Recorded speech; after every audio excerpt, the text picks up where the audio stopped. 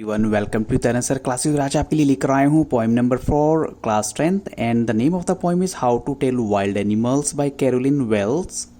और इस वीडियो में मैं आपके साथ डिस्कस करने वाला हूँ कुछ एक्सट्रैक्ट बेस्ड क्वेश्चंस और स्टेंजा बेस्ड क्वेश्चंस जो कि मल्टीपल चॉइस क्वेश्चंस की फॉर्म में हैं and I hope these questions are going to be a very great help to all of you. अब स्टेंजा फर्स्ट में पोइट हमें बताती है कि कैसे जो है आप किसी डिफरेंट एनिमल्स को पहचान सकते हो। फॉर एग्जांपल अगर आप जंगल में जाते हैं ईस्ट में और आपको वहाँ पर एक लार्ज और टॉनी बीस्ट नज़र आता है। टॉनी क्या होता है? ब्राउनिश येलो कलर में। तो समझिए वो कौन सा जानवर होगा? वो होगा एशियन लायन। तो अब पोइट कहना चाहती है फर्स्ट क्वेश्चन में, what does the poet mean by jungles in the east?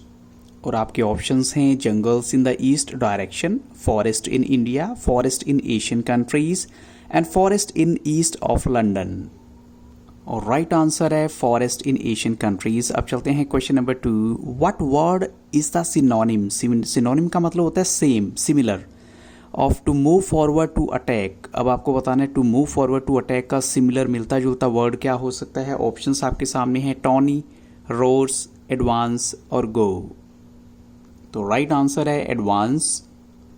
अब सेकंड स्टैंजा में पोइट बात करती है एक दूसरे ऐसे जानवर की जो कि वाइल्ड बीस्ट है लेकिन उसे नोबल भी कहा गया है। देखिए वाइल्ड बीस्ट होने के बाद नोबल कैसे हो सकता है? वो जिसकी ब्लैक स्ट्राइप्स हैं येलो ग्राउंड पे एंड जस्ट नोटिस अगर वो आपको खा लेता है तो इसका मतलब बड़ा सिंपल सा है। वो कौन सा जानवर है? बंगाल टाइगर। और उसे रिकॉग्नाइज, डिसर्न का मतलब होता है रिकॉग्नाइज करना या पहचानना। तो इसकी आप येलो स्किन पर ब्लैक कलर की स्ट्राइप से इजीली आइडेंटिफाई कर लेंगे। तो फर्स्ट क्वेश्चन है how can we recognise a Bengal tiger? So look at the options. हम बंगाल टाइगर को कैसे पहचान सकते हैं? इट इज़ मेजेस्टिक, पावरफुल है, डज नॉट रोर या फिर ये जो है आवाज़ नहीं करता, has black stripes with yellow skin. तो देखिए तीनों ऑप्शन जो हैं अच्छे लग रहे हैं और क्योंकि फोर्थ ऑप्शन आपका है ऑल ऑफ द अबव, इसका मतलब राइट आंसर क्या हुआ? All of the above.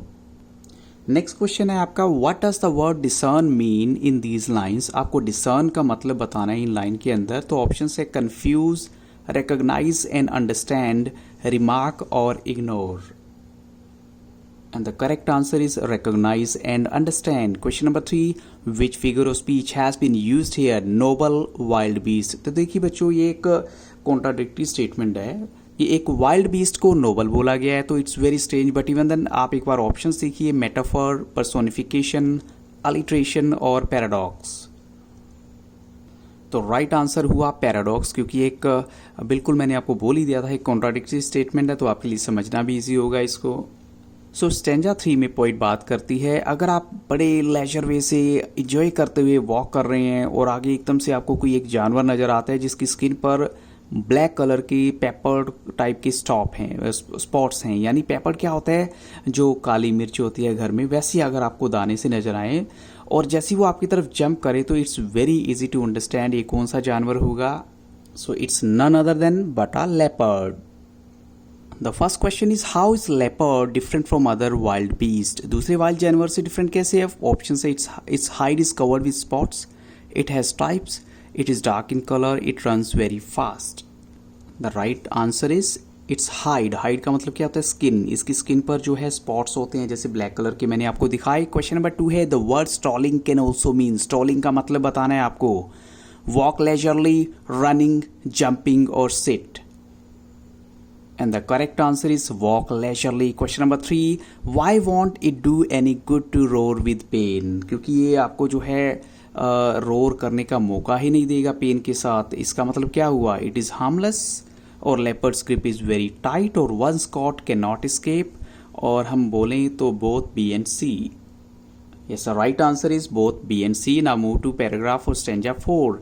अब पोइट कहती है अगर आप एक ऐसे जानवर से मिलते हैं घूमते फिरते कोई और वो आपको बहुत टाइटली हग करे तो समझिए वो कोई और दूसरा जानवर नहीं है, वो है बेयर। बेयर क्या होता है? और अगर आपको थोड़ा सा भी डाउट होगा तो ये आपको एक और बहुत बड़ी और टाइट हग देगा। और इसी पर बेस्ड है हमारा first question, why does bear hug very hard? Bear जो है बहुत जोर से हग क्यों करते हैं? ऑप्शंस क्या हैं? It kills by hug, it shows its love, it diverts our attention और नन ऑफ द अबव। तो राइट आंसर है it kills by hug. Question number 2, the antonym, antonym होता है ऑपोजिट, आपको करेस का ऑपोजिट बताना है। ऑप्शंस आपके सामने हैं फोंडल, मसाज, हिट हार्ड और लविंग।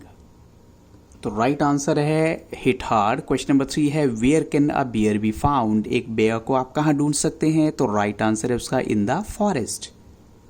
फॉरेस्ट मीन्स जंगल। Stanza 5, though to distinguish beast of prey. अब देखिए एक ऐसे भी जानवर हो सकते हैं जो आपको कंफ्यूज कर सकते हैं, कोई भी अगर नया होगा उसको नहीं समझ में आ पाएगा। अगर वो क्रोकोडाइल की तरफ देखा, क्रोकोडाइल और हाइना के अंदर क्या डिफरेंस है। क्रोकोडाइल आंसू बहाते हैं लेकिन हाइना क्या करते हैं, वो ऐसा लगता है जैसे हमेशा हंसते रहते हैं।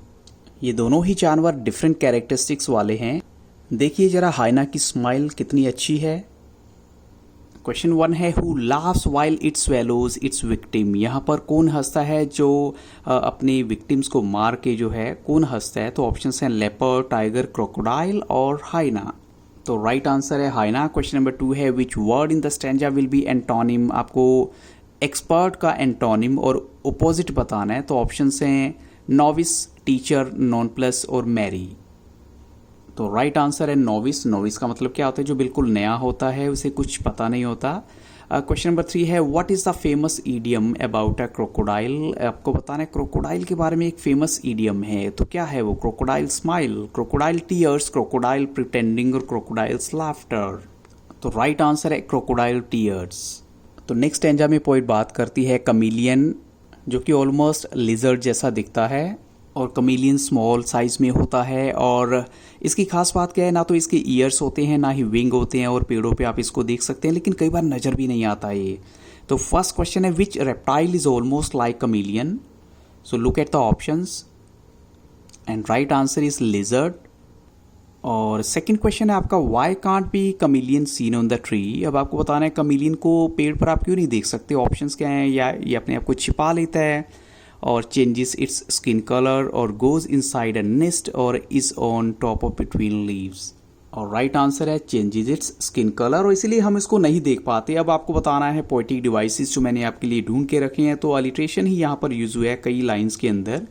जैसे देखिए रेपिटेशन होती है कॉन्सोनेंट लेटर्स की एक लाइन के अंदर, जैसे रोमिंग ग्राउंड आर आर हो गया, लेप एंड लेप एल एल की रेपिटेशन है, और वेरी एंड वेरी में वी वी की रेपिटेशन है। एक ही लाइन के अंदर जब दो कॉन्सोनेंट लेटर रिपीट होते हैं तो वहाँ अलिट्रेशन आता है। और नॉविस एंड नॉन प्लस में एन और एन। तो बच्चों इन्हीं क्वेश्चंस के साथ इस वीडियो को यहाँ स्टॉप करूंगा। So thank you really very much for watching तरह से classes and have a very nice day.